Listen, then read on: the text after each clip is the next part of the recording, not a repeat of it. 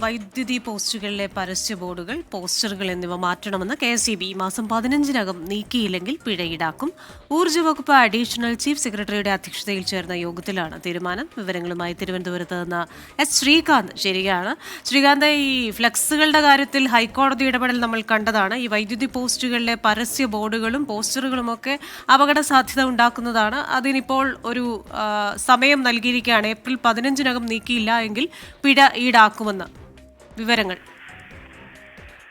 നേരത്തെ ഹൈക്കോടതി സിംഗിൾ ബെഞ്ചാണ് ഈ ബോർഡുകളും ഫ്ലക്സുകളും അനധികൃത കൊടിമരങ്ങളും ഒക്കെ നിരോധിച്ചുകൊണ്ട് ഇറക്കുകയുണ്ടായത്.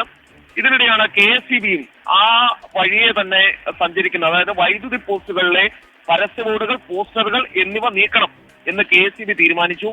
ഏപ്രിൽ 15-നകം നീക്കിയില്ലെങ്കിൽ പിഴ ഈടാക്കും എന്നാണ് വ്യക്തമാക്കിയിട്ടുള്ളത്.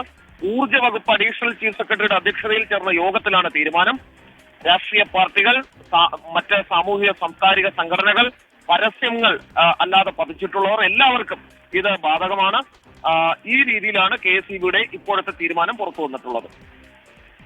ശരി, ശ്രീകാന്താണ് തിരുവനന്തപുരത്ത് നിന്ന് വിശദാംശങ്ങൾ നൽകിയത്.